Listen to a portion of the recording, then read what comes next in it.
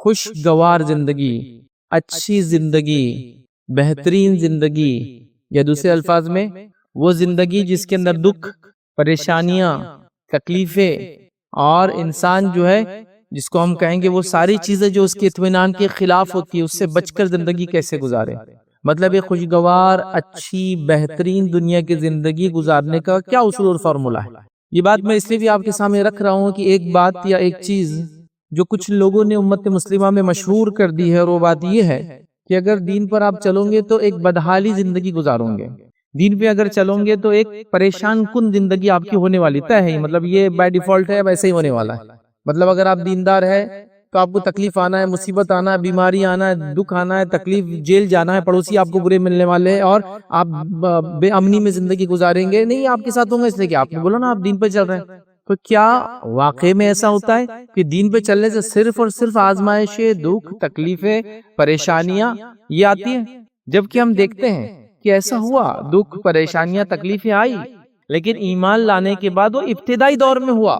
جیسا کہ صحابہ کی جماعت ابتدائی دور میں پریشان تھے، لیکن نبی اکرم صلی اللہ علیہ وسلم کی دنیا کے جانے کے بعد ابوبکر صدیق کی خلافت اور عمر ابن خطاب کی جب خلافت آئی، تب اللہ نے اتنی مال و دولت نواز دیا کہ صحابہ اب سوچ رہے تھے کہیں اللہ رب العزت دنیا میں ہمیں اس چیز کا بدلہ تو نہیں دے رہا جو ہم نے اپنے نبی کے ساتھ دکھ اور تکلیفیں اٹھائی ہے. کیونکہ وہ نہیں چاہ رہے تھے کہ دنیا میں اس کا بدلہ ملے، وہ چاہ رہے تھے آخرت میں بدلہ ملے. تو مطلب ایک بہترین، باوقار، عزت والی، خوشی والی، غموں سے دور والی، بیماری سے نجات والی زندگی گزاری انہوں نے. مطلب میں جس کی کئی مثالیں دے سکتا ہوں. امن و امان کا یہ حال کہ ایک انسان اکیلا نکل جائے اور اس کو مسلم مملکت میں کہیں بھی جانا ہو تو بنا خوف اور خطر، مطلب کسی قسم کے وہ فیئر کے بغیر کہیں بھی ٹریول کر سکتا تھا. آدھی رات کوئی نہیں تھا کہ جو اس کو روک لے، کوئی نہیں تھا اس کو لوٹ لے، چونکہ امن و امان ایسا قائم ہو گیا تھا. مال و دولت کی ایسی فراوانی کہ ہر پیدا ہونے والے بچوں کو اسٹیپنڈ مل جاتا تھا. مطلب بچہ پیدا ہوا، رجسٹریشن کرایا جائے، ایوری منتھ اس کا ایک اسٹیپنڈ ملنا چالو ہو جاتا تھا. وظیفہ آتا تھا بچوں کو پیدا ہوتے ہی. مطلب اس کو بولتے سوشل سیکیورٹی. سوچ بھی سکتے ہیں آپ کہ کوئی بچہ پیدا ہو جائے اور ملک کی طرف سے وظیفہ آنا چالو ہو جائے، وہ آتا تھا. تو یہ امن و امان، سوشل سیکیورٹی، فائنینشیل سیکیورٹی، جو اکنامیکل سیکیورٹی، ہر چیز بہرحال اویلیبل تھی ان کے پاس. صحت کا وہ عالم، اتنی اچھی صحتیں کہ دنیا سے صحت کے ساتھ ہی لوگ جا رہے ہیں. یہ سننے میں نہیں آ رہا ہے کہ پریشان تھے، علیل تھے، سال بھر یہ تھے، وہ تھے، وہ تھے.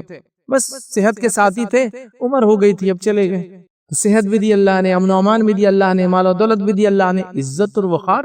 مطلب عزت اور وقار کا یہ عالم کہ ایک خاتون نے ایک بار جو ہے جس پہ رومی حکومت نے ظلم کیا تو عباسی خلیفہ نے ایک فوج تیار کی، اور وہ فوج لے کے اس نے چڑھائی کی، اس عورت کو بھی آزاد کیا. اور اس بادشاہ کو جو ایک نصیحت ملی کہ نہیں، کسی مسلمان کے ساتھ ایسا ظلم آپ نہیں کر سکتے، کوئی عورت ہو چاہے کوئی مرد ہو. ایک انسان پہ ظلم ہوا تو پورے ملک نے دوسرے ملک پہ چڑھائی کر دیا. تو یہ عزت کا سمجھے نا. مطلب آج یہ ہے کہ آپ کسی گلی سے چلے جائے اور آپ کے کھانے پینے کے نام پر آپ کو قتل کر دیا جائے بھی تو آپ کی کوئی مسئلہ نہیں ہے. مطلب وہ قتل ہو جائیں گا، وہ لوگ جیل میں جائیں گے، لیکن پھر باعزت بری بھی ہو جائیں گے، ان کو پھول و ہار بھی پہنائے جائیں گے، ان کا ستکار بھی ہوگا، اور وہ بڑے بڑے پوزیشنز پہ چلے جائیں گے. تو یہ آپ کے زندگی کا جسے کہیں گے ویلیو ہے. آج یہ سب آپ محسوس کر رہے ہیں نا دھیرے دھیرے کر. اب تو دکانوں میں بھی کہا جا رہا ہے آپ آ سکتے اور آپ نہیں آ سکتے ہیں.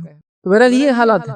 تو ابھی خوشگوار زندگی ملیں گی کیسے، کہ اچھی زندگی ہم نے کیسے پائیں گے؟ اس کے کچھ اصول اور بنیادیں شریعت نے دی نہیں دی کہ ہم سے کہا کہ نہیں بس ایسی کیڑے مکوڑوں کی زندگی گزارو، دنیا چلے جاؤ. نہیں، یہ دین پر چلنے والا اس دنیا میں بھی عزت اور وقار کی زندگی جیتا ہے، اور آخرت میں تو عزت اور مقام اور مرتبہ اور رحم تو صرف ان پر ہے جو ایمان کے ساتھ دنیا سے گئے، چاہے وہ دنیا کی زندگی جیسی بھی گزری ہو. بہرحال لیکن کہنا میں یہ چاہ رہا ہوں کہ ہر انسان ہر وقت آزمائش سے نہیں گزرتا تھا. ایمان لانے کے بعد وہ ایک دور ہوتا تھا، بس اس کے بعد امن و امان میں لوگ زندگی گزارتے تھے. تو لہٰذا خوشگوار زندگی، امن والی زندگی، مصیبت سے نجات والی زندگی، صحت مند زندگی، اچھی زندگی کیسے ہم گزارے، اس کے لیے کچھ رہنما اصول ہیں.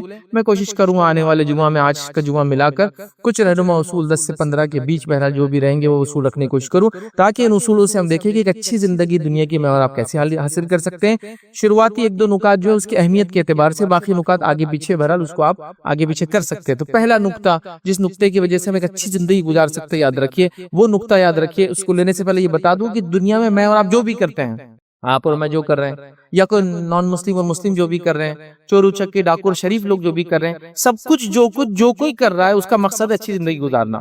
ایک ڈاکو چوری کر رہا ہے، وہ سوچتا ہے چوری کرنے کی وجہ سے ایک اچھی زندگی ملیں گی. تو اچھی زندگی کے لیے. ایک آدمی شراب بیچ رہا ہے اس لیے بیچ رہا ہے کہ اس سے کمائی ہوگی تو اس کی اچھی زندگی ہوگی. تو ایک آدمی نماز روزہ کر رہا ہے اس سے اچھی زندگی. مطلب جو کچھ دنیا میں مومن اور کافر، کالا اور گورا، مرد اور عورت کر رہے ہیں اس کا ایک ہی مقصد ہے، دنیا کی ایک سیٹسفائیڈ اور اچھی زندگی. بولتے ہیں لوگ یار عزت ہونا زندگی میں، باقی مال و دولت تو آ جائیں گے. تو اچھی زندگی کے لیے سب کچھ کیا جا رہا ہے، یہ بات تو طے ہے. تو کوئی اچھی زندگی کے لیے جب سب کچھ کیا جا رہا ہے تو کیا اچھی زندگی ہم پا رہے ہیں؟ مسلمان ہونے کے ناطے ہمارے پاس کوئی اصول ہے. تو آئیے پہلا اصول جس کو اپنانے سے ایک اچھی زندگی دنیا کی ملتی ہے اور آخرت کی تو یقیناً ہوں گی، یاد رکھیے. وہ پہلا اصول یاد رکھیے، وہ یہ ایمان اور عمل صالح. ایمان اور عمل صالح یہ پہلا اصول ہے جس کو اپنانے کے بعد دنیا کی بہترین زندگی ملتی ہے، امن و امان کی زندگی ملتی ہے، بیماریوں سے نجات والی زندگی ملتی ہے، پریشانی سے نجات والی زندگی ملتی ہے، اور ایک انسان اچھی دنیا گزارتا ہے اور آخرت میں کامیابی حاصل کرتا ہے. پہلا اصول ہے ایمان اور عمل صالح. یہ بنیادی اصول یاد رکھیں. مطلب ایمان کو چھوڑ کر، نیک اعمال کو چھوڑ کر ہم مسلمان صرف نام کہنے سے دنیا کی اچھی اور آخرت کی اچھی زندگی نہیں گزار سکتے ہیں.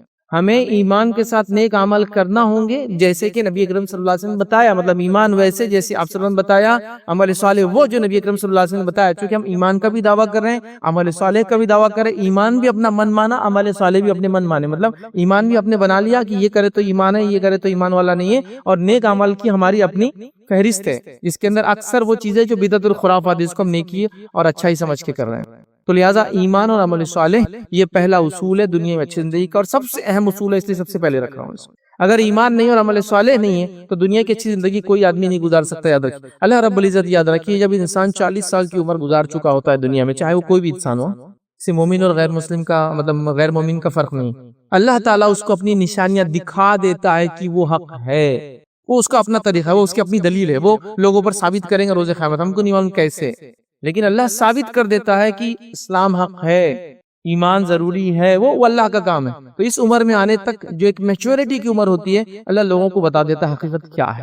اور سب کو پتا ہے، یاد رکھیے حقیقت کیا ہے. کہیں نہ کہیں دل میں بات آتی ہے کہ یار حق تو یہ ہو سکتا، امن تو یہ ہو سکتا، سچا راستہ تو صرف یہی ہو سکتا ہے. خیر ہم تو مسلمان ہیں تو بہرحال آنکھی کھولی اس میں کہ ایمان اور نیکی کی بات ہو رہی ہے، گھر میں قرآن پڑھا جا رہا ہے، کانوں میں اذان دی جا رہی ہے، پیدا ہوتے ہیں یہ ساری چیزیں بہرحال ٹھیک ہے. تو لہٰذا ایمان اور عمل صالح یہ سب سے اصل چیز ہے. اللہ رب العزت قرآن میں فرماتا ہے سورہ نحل سورہ نمبر 16 آیت نمبر 97 میں اللہ فرماتا اور کہتا ہے من عمل صالحا من ذکر او انثى وهو مؤمن فلنحيينه حیاة طیبہ ولنجزینهم اجرهم بأحسن ما كانوا يعملون. اللہ فرماتا اور کہتا ہے کہ جو کوئی ایمان لائے، من عمل صالحا، جو کوئی ایمان لائے، من ذکر او انثى، چاہے وہ مرد ہو چاہے عورت ہو، کیا فرماتا اللہ وہو مومن، لیکن وہ ایمان والا، تو اللہ فرماتا فلنحيينه حیاة طیبہ، تو اس کو ہم دنیا کی بہترین زندگی عطا کرتے ہیں. جو کہ اللہ فرما رہا ہے نیک اعمال کرے، چاہے مرد ہو چاہے عورت ہو، بشرط ہے کہ وہ ایمان والا ہو.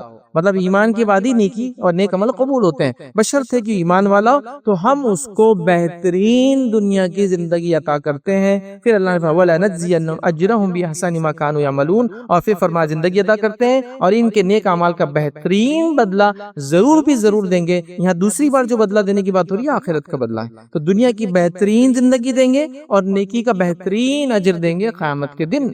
تو جو کوئی ایمان والا ہو، نیک عمل کرتا ہو، اس سے اللہ کا وعدہ ہے دنیا کی بہترین زندگی کا، اور آخرت میں جو دنیا میں کیا اس کے بہترین بدلے کا.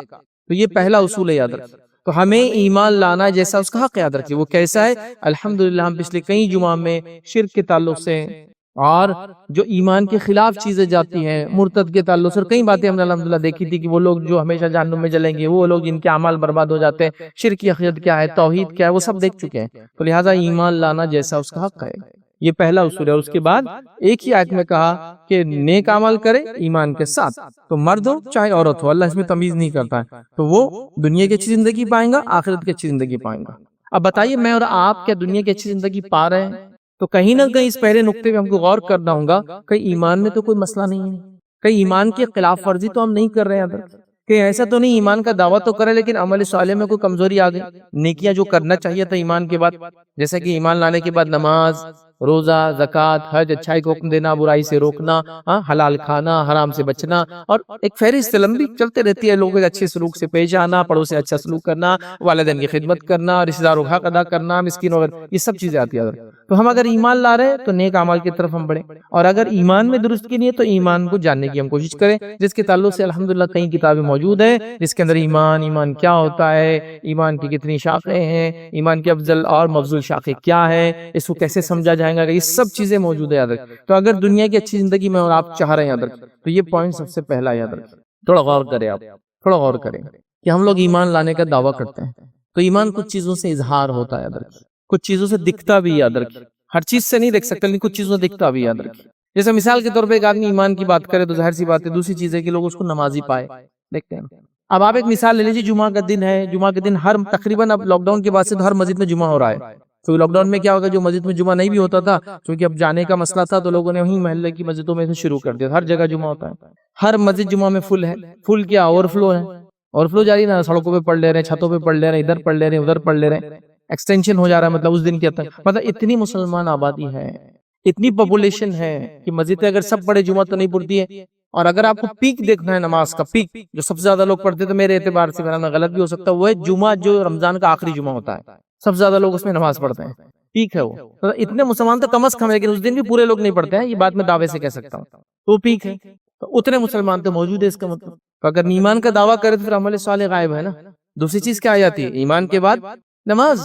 چونکہ جہاں بھی ایمان کا تذکرہ آئے گا اس کے بعد نماز کا تذکرہ آئے گا. اور علماء نے کئی فتاوی موجود ہے جو لکھتے ہیں ایمان کے بعد جو نماز قائم کرتا ہے اس کی دیگر عبادتیں قبول ہوتی ہے، ورنہ دیگر عبادتیں قبول نہیں ہوتی ہیں. جیسے کہ روزہ، حج، زکوٰۃ تب ہوں گی جب وہ نمازی بھی ہو ساتھ میں. بڑے جیسے بچوں کو بولتے ہیں ارے نماز پڑھو گے، روزہ رکھ کے کیا فائدہ تمہارا. صحیح بات ہے، نماز بیٹے قائم کرو، اس کے بعد روزے کا عمل بھی ملے گا، زکوٰۃ کا بھی اجر ملے گا، اور تمام نیکیوں کا ملے گا. کنڈیشن لگاتے علماء، یہ دو چیزیں بڑی اہم ہیں. تو لہٰذا ہم ایمان کی بات کریں تو کچھ چیزوں سے ظاہر ہونا چاہیے، لیکن ہم دیکھ رہے ہیں ہماری زندگی اس سے خالی ہے. تو لہٰذا پہلی چیز یاد رکھیے وہ ہے ایمان لائے اور نیک اعمال کرے. اور مختلف چیزیں یاد رکھیے نیک اعمال کے اندر جو بھی ہوتی ہے یاد رکھیے وہ کرے، جس میں نماز ہے، روزہ ہے، زکوٰۃ ہے، حج ہے، اور دیگر باتیں جو میں نے آپ سے کہی تمام چیزیں اس کے اندر شامل ہے. اگر ہم ایمان نہیں لائے جیسا اس کا حق ہے تو دنیا کی ایک اچھی زندگی تو ہو ہی نہیں سکتی، اور آخرت میں نجات تو بھول ہی جائیے پھر. اس لیے کہ ایمان میں جس کی گڑبڑ ہو جائے، خلل ہو جائے، کمزوری آ جائے، بگاڑ آ جائے، اس کے لیے نجات نہیں ہے، اس کے لیے کوئی سکسیس نہیں اس دنیا اور آخرت میں. ہاں دنیاوی اعتبار سے کبھی کوئی دنیا کے سٹینڈرڈز پہ ہو سکتا ہے، آپ بولے کہ یار ایمان والا تو نہیں تھا لیکن اچھی زندگی گزار لیا، کہ دولت تھی، مال تھا، بیوی بچے تھے، سب کچھ تھا، لیکن یہ آخرت میں نجات کا ذریعہ نہیں بننے والا، یہ دنیا میں رہ جانے والے. تو آخرت میں نجات کے لیے ایمان صحیح ہونا ہمارے لیے ضروری ہے. لہٰذا ہم یاد رکھیں اپنی من مانی زندگی گزار کر دنیا میں امن اور امان نہیں پا سکتے، اچھی زندگی نہیں پا سکتے، اور آخرت میں نجات تو پا ہی نہیں سکتے. تو لہٰذا ہم کو سب سے پہلے کرنا ہے جس میں سب سے اول توحید پہ ہم کو قائم رہنا ہے، اور توحید کے بعد نماز، روزہ، زکوٰۃ، دیگر جو چیزیں آتی ہے اس پہ ہم کو قائم رہ کر اپنے آپ زندگیوں کو اس طرح گزارنا ہے، تبھی جا کے یاد رکھیے ہم کامیاب ہو سکتے. یاد رکھیں اسی کے ساتھ ساتھ میں یہ کہوں گا جب میں نیک اعمال کی بات کر رہا ہوں تو چونکہ دونوں بات آیت کے اندر آئی کہ جو نیک اعمال کرے چاہے مرد ہو عورت ہو وہ ہو مومن، تو نیک اعمال کی بات ہو. نیک اعمال وہی ہوتا ہے جو نبی اکرم صلی اللہ علیہ وسلم کے طریقے بھی کیا جائے. نیکی آپ اپنے ڈھنگ سے نہیں کر سکتے، یہ بات بھی بتانا ضروری، چونکہ لوگوں نے نیکی کے بڑے عجیب و غریب طریقے نکال دیے. ہم چھوٹے تھے مسجدوں میں کبھی جاتے تھے تو مسجد میں کچھ چارٹس ہوتے تھے، الحمدللہ آج کل وہ چارٹس نہیں دکھتے ہیں چونکہ اب نوجوان سوال کرتے ہیں. چارٹس ہوتے تھے، ایسے ایسے چارٹس، عجیب و غریب اعمال اور ایسے ایسے بینیفٹس کہ اس چھوٹے ذہن سے ہم جب سوچتے تھے تو ہم کو لگتا تھا یہ عمل کر کے نجات ہے. نماز پڑھنے والے تو خامخواہ سے محنت کر رہے ہیں کہ بھائی آپ اگر جمعہ کی نماز کے بعد یہ درود ایک بار پڑھ لے تو 80 سال کے گناہ معاف ہو جاتے ہیں. ایک چھوٹا بچہ تو سوچتا ہے یار شارٹ کٹ تو یہ دکھ رہی کہ نماز پڑھ لو جمعہ کی اور یہ درود پڑھ لو تو 80 ماہ، پھر باقی ہفتہ نماز پڑھنے کی کیا ضرورت ہے، کیونکہ وہ 80 سال کے گناہ معاف ہو جا رہے ہیں. ٹیئرز کی تو لائف بھی نہیں دیکھ رہی ہم کو. اچھا 2 جمعہ پالے تو 160 سال کی. اگر یہ کوئی کہے کہ بھائی شب قدر کے اندر یہ اجر ہے اس کا کہ 1000 مہینے جو کہ اپروکسیمیٹلی جو ہے 83 ایئرس اینڈ 4 منتھس کے اراؤنڈ ہوتا ہے، وہ 83 سال اور 4 مہینے ہو جاتے ہو، تو سمجھ میں آ رہا ہے کہ اگر رفلی بولے 80 سال کا اجر ایک رات میں ملتا ہے، سال میں ایک رات آتی ہے، سمجھ میں آ رہا ہے چونکہ ثابت ہے. لیکن یہاں ثابت نہیں وہ چیزیں منائی جا رہی ہیں. ایک رات آپ جاگ لے، اس دن کے بعد کا روزہ رکھ لے تو 120 سال کے گناہ معاف. اب 120 سال لائف کس کی ہوتی ہے نا. یہ سب موضوع روایتیں ہیں کہ جو 15 شعبان کی رات پالے، اس رات جاگ لے، صبح کا روزہ رکھ لے، 120 سال کے گناہ معاف. ایسی شارٹ کٹ ہے. شب قدر کی فضیلت نہیں، 1000 مہینے بھی 83 سال ہی ہوتے ہیں، 120 سال وہ بھی نہیں ہوتے ہیں. تو عجیب و غریب چیز ہے. تو عمل صالح کے لیے کنڈیشن ہے نبی اکرم صلی اللہ علیہ وسلم سے وہ چیز کا ثابت ہونا، اس کے اصول موجود ہونا یاد رکھیں، ورنہ پھر کیا ہوگا، ہم منمانی کریں گے یاد رکھیں، اور یہ مزاج ہمارا بہت بن چکا ہے یاد رکھیں۔ امام مالک رحمہ اللہ کا زمانہ ہے، ایک شخص آیا اور آ کر کہنے لگا کہ اگر میں عیدگاہ میں نماز پڑھتا ہوں اور عیدگاہ میں عید کی نماز پڑھتا ہوں تو اس سے پہلے 2 رکعت پڑھ لیے تو کیسا ہے؟ تو امام مالک نے فرمایا کہ یہ سنت سے ثابت نہیں ہے۔ تو کہا وہ نہیں، مجھے معلوم سنت ثابت نہیں، کر لیے تو کیا ہوا؟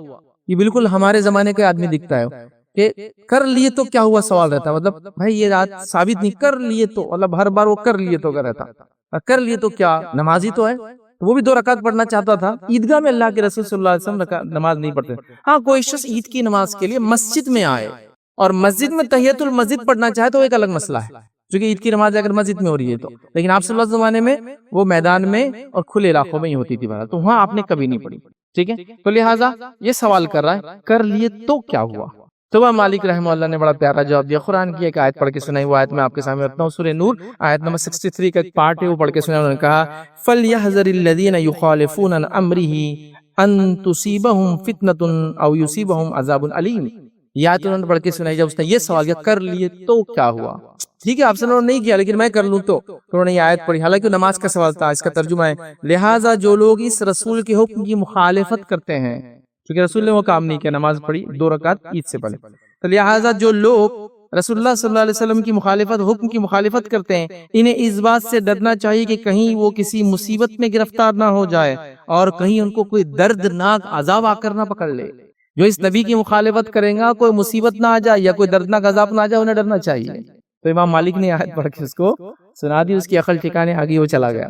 تو آج ہی ہم کر لیے تو کیا ہوا، ہاں یہ بھی تو نیکی ہے نا، ایسا کر لیے تو کیا ہوا ہے نا، اور الٹے سوالات رکھے، مطلب آپ صلی اللہ نماز ایسی پڑھی نہیں، ایسا پڑھ لیے تو کیا ہوا، مطلب ایک بالکل نیا ہے۔ تو خیر چلیے میں ایک اصولی بات آپ کو آج بتا دیتا ہوں، اس بات کو آپ ذہن نشین کر لیں تو ہمیشہ لائف میں آپ کو بینیفٹ فائدہ ملے۔ اصولی بات کیا ہے؟ عبادت میں صرف وہ کام کرنا ہے جو بتایا گیا ہے، باقی سب منع اور حرام ہے، یہ اصول ہے۔ عبادت میں صرف وہ کرنا ہے جو بتایا گیا ہے، باقی سب جو چیزیں ہیں وہ ناجائز ہوں گی اور حرام ہوں گی، یاد رکھیں۔ مطلب کوئی اگر سوال کرے کہ میں نماز پڑھوں تو ہاتھ کو ایسا باندھوں پیچھے، تو پھر کیا ہوں گی کہ نماز میری قیام میں نہیں، ٹھیک ہے آپ صلی اللہ نے کیا ہوں گی کیا؟ تو عبادت میں وہی کرنا ہے جو بتایا گیا، باقی منع ہے، اور دنیا میں انہی کاموں سے بچنا ہے جس سے منع کیا گیا، باقی سب حلال ہے۔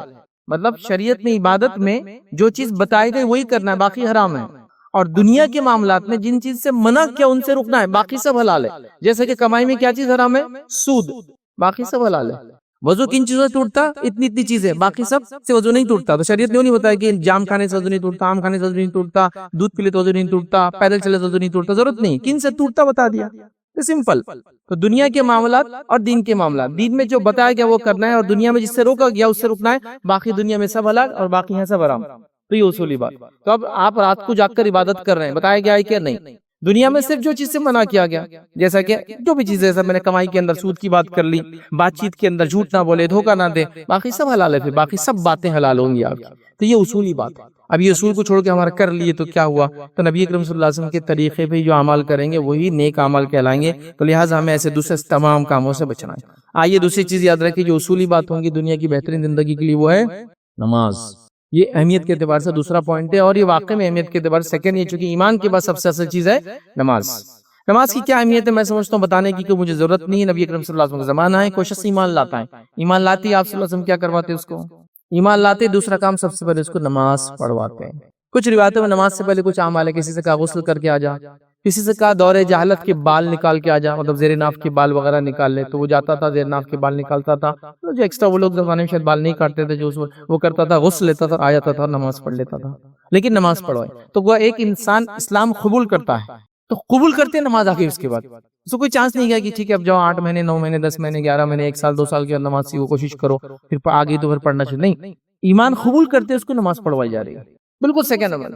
کتنا ہے اس سے میں سمجھتا ہوں خالی بتانے کے لیے بات کر رہا ہوں، ایمان قبول کیا کہ نماز پڑھنا ہے اس کو، اور یہ ہر اس میں کہ وہ شخص آئے انہوں نے وہ کیا آپ سے کہا جاؤ غسل لو نماز پڑھو، جاؤ فلاں کرو نماز پڑھو، پھر گھر جاؤ فلاں کرو، یہاں اور نماز پڑھو، تو نماز فوراً آ گیا، ایمان لاتے ہی اب کوئی چارہ اس کے لیے نہیں بچا سوائے اس کے کہ اس کو نماز قائم کرنا ہے۔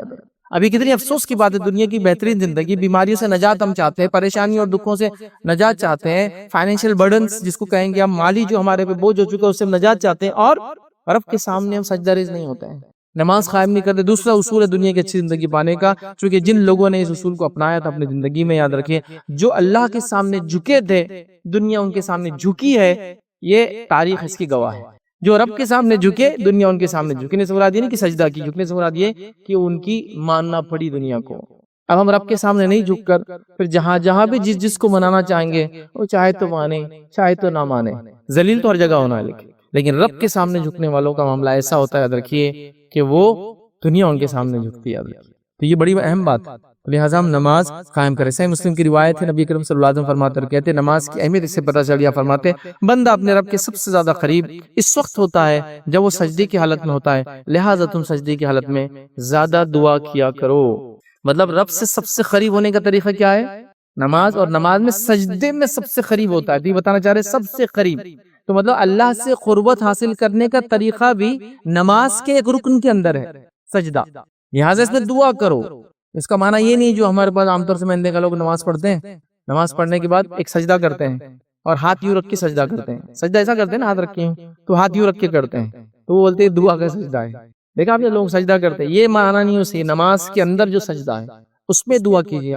آپ تسبیحات پڑھ لیجئے جو ہے سجدے کی، اس کے بعد عربی کے اندر دعائیں کیجئے جو آپ سے ثابت ہے۔ صرف رکوع اور سجدے میں ایک چیز منع ہے جو آپ سے منع کی، وہ یہ ہے کہ رکوع اور سجدے میں قرآنی آیتیں آپ نہیں پڑھ سکتے، یاد رکھیں۔ اللہ کے رسول نے فرمایا رکوع اور سجدے میں قرآنی آیتیں نہیں پڑھی جائیں گی، ٹھیک ہے، وہ قیام میں صرف۔ تو آپ دعائیں جو آپ سے ثابت ہے وغیرہ کر سکتے ہیں، حتیٰ کہ اگر نفل نماز آپ پڑھ رہے ہیں تو آپ علماء لکھتے ہیں اپنی زبان میں بھی دعا کر سکتے ہیں تسبیحات کی بعد سجدے کی، تو بہرحال اپنی زبان میں کیجیے، عربی والی کیجیے، کوئی مسئلہ نہیں، وہاں آپ کر سکتے ہیں۔ تو گویا اللہ سے سب سے قریب ہونے کا طریقہ بھی نماز کا ایک رکن ہی ہے، سب سے زیادہ بندہ نماز میں سجدے کی حالت میں اللہ سے قریب ہوتا ہے۔ تو لہٰذا اس سے پتہ چلا کہ اللہ سے ہم کو مانگنا ہے، اللہ کے سامنے گر گڑانا ہے، اللہ کے سامنے ہاں کرنا ہے، کوئی چیز دنیا اور آخرت کی نجات ہم چاہتے ہیں تو ہمیں نماز قائم کرنا پڑیں گے، چونکہ سجدہ نماز میں ہی آتا ہے، یہ بڑی اہم چیز ہے، یاد رکھیں۔ لہٰذا اگر ہم نمازوں سے ہی دور ہے تو باقی کیسے ہم فائدہ حاصل کر سکیں گے، جبکہ اللہ رب العزت نے قرآن میں کیا فرمایا؟ شروعات میں نے خطبے کے اندر یہ آیت تلاوت کی، اللہ فرماتا ہے یا ایھا الذین آمنوا استعینوا بالصبر والصلاۃ، اے وہ لوگوں جو ایمان لائے ہو اللہ سے مدد طلب کرو صبر اور نماز کے ذریعے، ان اللہ مع الصابرین، یقینا اللہ تعالیٰ صبر کرنے والوں کے ساتھ ہے۔ تو صبر اور نماز کے ذریعے مانگنے کا حکم دیا گیا، ہم مانگ رہے ہیں تو صبر کیجیے مصیبتوں پر اور پھر نماز کے ذریعے مانگیے۔ نبی اکرم صلی اللہ علیہ وسلم کو دیکھا گیا کہ آپ جب کوئی دکھ مصیبت پریشانی ہوتی تو آپ نماز کی طرف دوڑتے ہیں، یہ تو بالکل عام بات ہے، آپ نے سنی ہوگی، اللہ کے سامنے سجدہ ریز ہو جاتے، مطلب نماز قائم کرتے۔ جب بھی سجدے کا تذکر آتا ہے اس کا صرف سجدہ نہیں، نماز کے اندر کا سجدہ مراد ہوتا، تو نماز کی طرف بڑھ جاتے، یاد رکھیں۔ اور ہمارا حال یہ ہے کہ ہم نمازوں سے غافل ہے، یاد رکھیں۔ ہر وقت میں 5 وقت کی نماز ہمیں دی گئی، ان 5 وقت کے اندر بھی ہمارا حال یہ ہے کہ ہم کچھ نمازوں موجود ہے اور کچھ میں نہیں ہے، جو موجود ہے ان کا حال ہے، جو آتے ہی نہیں ان کا تو ایک الگ ہی معاملہ ہے۔ اللہ معاف کرنے والا ہے، اللہ غفور رحیم ہے، اللہ یہ کرنے والا، اللہ وہ کرنے والا، اللہ دیں گا، نماز کیا ضروری ہے کیا، نہیں بھی کریں گے تو جو دینا اللہ کو تو دینا ہی ہے، فلاں، یہ سارے بہانے جو، لیکن جو تمہیں حکم دیا کرنے کا وہ چھوڑ کر باقی سب بہانے چل رہے ہیں۔ تمہیں کیا حکم دیا گیا؟ نماز قائم کرو۔ اللہ غفور رحیم ہے، ٹھیک ہے، لیکن تم کو حکم کیا ہے؟ غفور رحیم تب ہے جب تم یہ کر کے آؤ، تو تم کیا بول رہے ہیں؟ وہ غفور رحیم ہے، تو لیکن اسی نے کہا کہ نماز قائم کرو، وہ پارٹ چھوڑ کے دوسرے پارٹ پہ ڈسکشن چالو ہے۔ تو اللہ کے لیے اگر دنیا کی بہترین زندگی ہم چاہتے ہیں تو ہم نمازی بن جائیں۔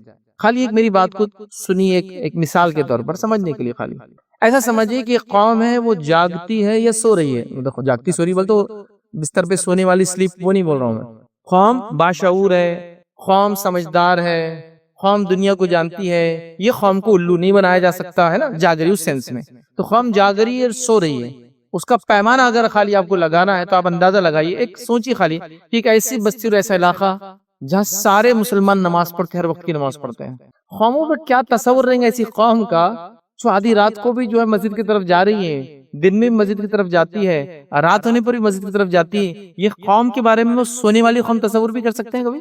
وہ سمجھ جائیں گے قوم جاگ رہی ہے۔ جب یہ نمازوں میں اتنے جمع ہو جاتے دیکھا اس پہ کتنے جمع ہو سکتے ہیں؟ دوسروں کو بتائیے کہیں جمع نہیں ہو سکتے، جو اپنے رب کے سامنے جمع نہیں ہو سکتے دنیا میں اور کہاں جمع ہوں گے؟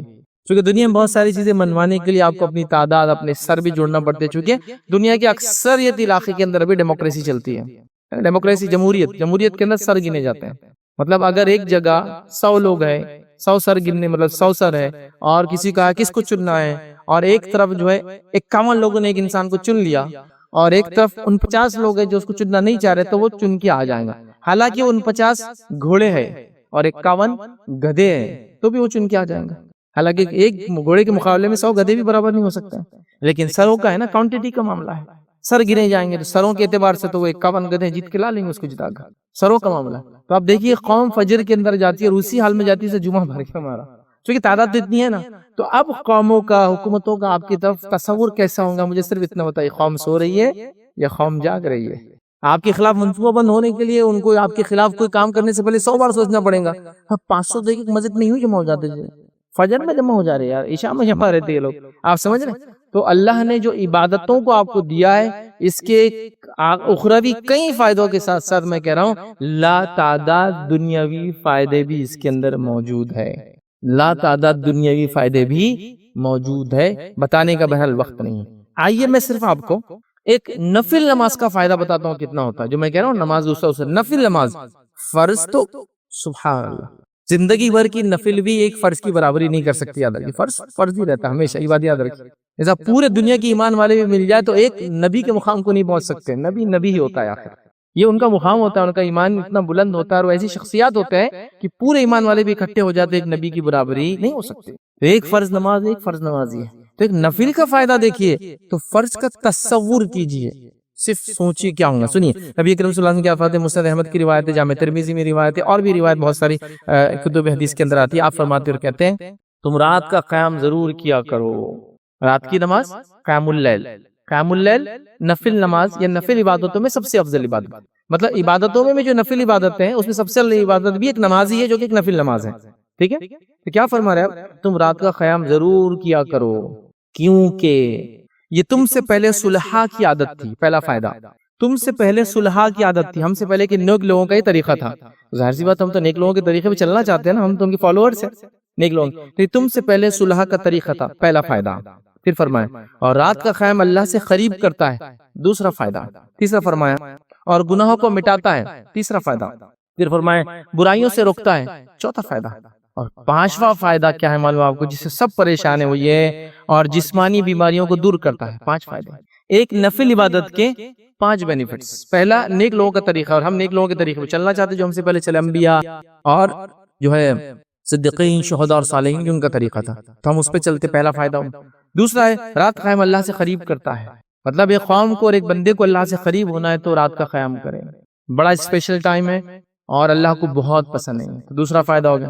تیسرا فائدہ گناہوں کو مٹاتا ہے، کون سا انسان ہے جو گناہ نہیں کرتا ہے، تو گناہ مٹانے کا سب سے بہترین طریقہ ہے، برائیوں سے دور رکھتا ہے، ہر آدمی چاہتا ہے برائیوں سے بچے، یہ عمل برائیوں سے بچاتا ہے، ایک نماز، ایک نفلی نماز ہے، یاد رکھیں بچاتا ہے، اور 5ویں چیز یاد رکھیے، ہر دوسرا آدمی پریشان ہے، یہ جسمانی بیماریوں کو دور کرتا ہے، یہاں لفظی ہے جسمانی بیماری، یہ میں معنی نہیں سمجھا رہا ہوں کوئی کہ اس کا ایسا ہے تو علماء نے کہا یہ، یہاں لفظی ہے کہ جسمانی بیماریوں کو دور کرتا ہے۔ تو آج کون سا انسان ہے جو پریشانی تمام چیز اپنے گناہوں سے پریشان ہے، بری صحبت سے پریشان ہے، برے لوگوں سے پریشان ہے، بیماریوں سے پریشان ہے، یہ رات کی نماز ان سب سے نجات دیتی ہے، گناہوں کو معاف کرتی ہے، برائیوں سے دور کرتی ہے انسان کو، بیماریوں کو آپ سے دور کرتی ہے، کتنے بینیفٹ صرف ایک نفل نماز کے، اور یہ نماز فجر کے وقت شروع ہونے سے پہلے ہوتی ہے۔ اب آپ کے علاقے میں جب بھی فجر کا ٹائم شروع ہو رہا ہے اس سے پہلے یہ نماز ہوتی ہے، اس کو ہم کہیں گے عام زبان کے اندر سحر کا وقت جو ہوتا ہے نا، جب ہم اٹھتے ہیں رمضان بس وہ وقت ہوتا ہے اس کا افضل وقت، پڑھنا چاہیے، کوشش کرے کہ انسان فجر کو بھی جائے اور اس سے پہلے کوشش کرے کہ یہ بھی پڑھے اور ساتھ میں اس کے فجر بھی اس کی ہو، تو اس کو اتنا بینیفٹ ملے گا۔ تو ایک انسان پریشان ہے، پتہ نہیں کن کن دروں پہ جا کے سر ٹیک رہا ہے کہ میرے گناہ ختم ہو جائے، اللہ مجھ سے راضی ہو جائے، میرا فلاں معاملہ بدل جائے، میری صحبت بدل جائے، میری بیماریاں دور ہو جائے، اس کو صرف ایک نماز اپنے گھر میں پڑھنا ہے، کوئی اسپیشل مقام پہ نہیں جانا ہے، کسی سے ملنا نہیں ہے، کوئی پیسہ خرچ نہیں کرنا ہے، نتھنگ، کچھ نہیں، صرف اپنے گھر میں اٹھے اور اس وقت اٹھ کے نماز پڑھ لے، اس کو یہ سارے فائدے انشاءاللہ عزیز مل جائیں گے۔ یہ بہت بڑی چیز ہے، یاد رکھیں، بہت بڑی چیز ہے، یاد رکھیں، بہت اہم چیز ہے، یاد رکھیں، لیکن بہرحال ہم لوگ دوسری جگہ ہی تلاش کر رہے ہیں کہ وہ عزت، مقام، مرتبہ کیسے حاصل ہوگا، جو بتایا گیا ان چیزوں سے ہم بڑے غافل ہیں۔ تو بہرحال آج ہم نے 2 اصول دیکھے کہ دنیا کی بہتر زندگی کے لیے سب سے پہلے ایمان اور نیک عمل، اور اس کے بعد دوسرا اصول تھا نماز. یاد رکھیے یہ دو کام ہیں انشاءاللہ عزیز جس کے کرنے سے جو سب سے اول سب سے اہم تھے، جو کرنے سے دنیا کی بہترین زندگی، غموں سے نجات والی زندگی، پریشانیوں سے نجات والی زندگی سے، بیماریوں سے نجات اور بیماریوں سے پاک زندگی اور ایک اچھی زندگی میں اور آپ گزار سکتے ہیں. اور ہر آدمی پریشان ہے اچھی زندگی کے لیے، خاص طور سے اقلیتیں ہمارے ملک عزیز میں اور خاص طور سے مسلمانوں سے پریشان ہیں. تو یہ طریقہ ہے اس پریشانی کو دور کرنے کا. اس کے بعد اور بھی چیزیں ہیں یاد رکھیے، جو اس کے بعد جب آدمی اس میں آگے بڑھ جاتا ہے تو وہ چیزیں بھی اس کے اندر اللہ ڈال دیتا ہے، فطرتیں، اس کے نتیجے میں وہ دوسرے فائدے بھی اس کے اٹھانا شروع کر دیتا ہے. یاد رکھیے تو لہٰذا ہمیں ان اصولوں پہ کام کرنے کی ضرورت ہے، ان پر محنت کر کے عمل کرنے کی ضرورت ہے تاکہ دنیا کی بہترین زندگی ہو اور آخرت میں بھی ہم انشاءاللہ اس کامیاب ہو. اسی پر اپنی بات کو میں ختم کروں گا. اللہ رب العزت سے دعا ہے کہ اللہ سبحانہ تعالیٰ ہم تمام کو دنیا کی ایک بہترین زندگی عطا فرمائے، ہم تمام کو دکھوں سے، غموں سے، بیماریوں سے، پریشانیوں سے جو ہے نجات عطا فرمائے.